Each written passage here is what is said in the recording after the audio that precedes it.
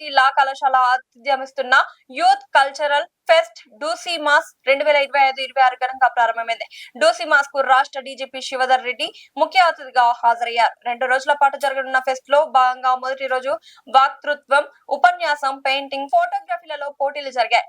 ఈ ఫెస్ట్ కు ఉస్మానియా యూనివర్సిటీ పరిధిలోని లా కళాశాలలు, నేషనల్ లా కళాశాలల నుంచి విద్యార్థులు హాజరయ్యారు. గత 13 ఏళ్లుగా క్రమం తప్పకుండా ఈ ఫెస్ట్ నిర్వహిస్తున్నామన్నారు.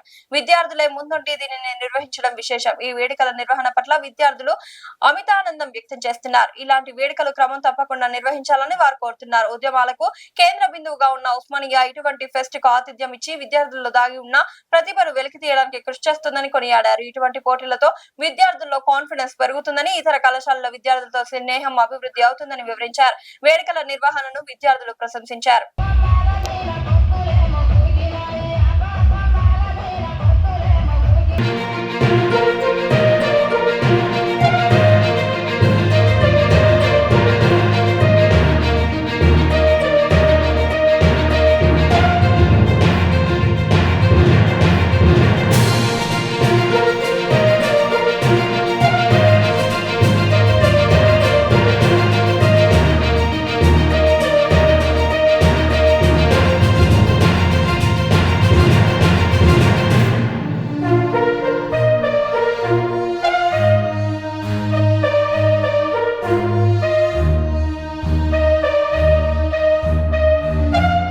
నా పేరు శ్రీజా బాలరెడ్డి.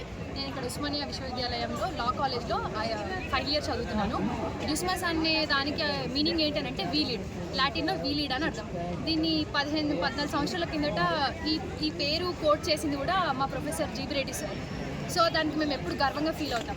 సార్ మాకు ఎప్పుడు ముందుండి ఇన్ని రోజులు ఇప్పుడు ఇక్కడ వాళ్ళు లేకపోయినా కూడా గత కొన్ని సంవత్సరాల నుంచి కూడా సార్ లీడ్ చేస్తున్న దాన్ని బట్టి మేము ముందుకెళ్ళాము.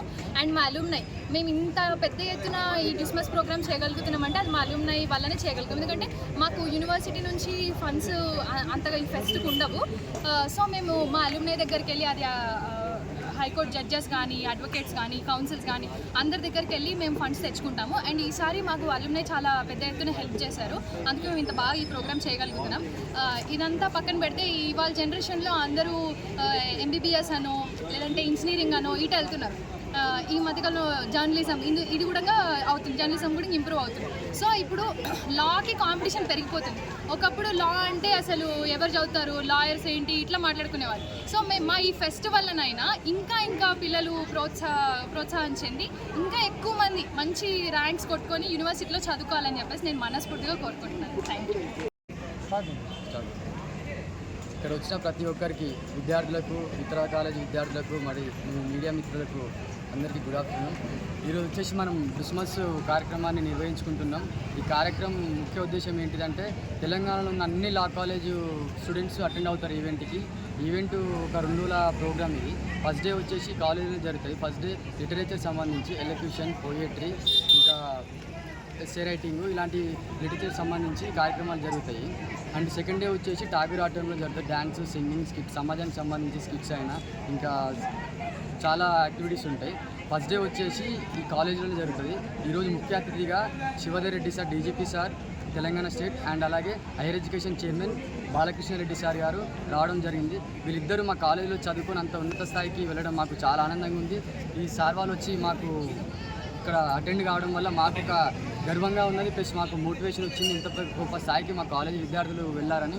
ఇంకోటి, ఇప్పుడున్న విద్యార్థులైనా అంత గొప్ప స్థాయికి వెళ్ళాలని కోరుకుంటున్నాను. ఈ క్రిస్మస్ కార్యక్రమం ఏంటంటే తెలంగాణలో ఉన్న అన్ని లా కాలేజ్ స్టూడెంట్స్ అటెండ్ అవుతారు. దగ్గర 3000 మంది అటెండ్ కావడం జరుగుతుంది.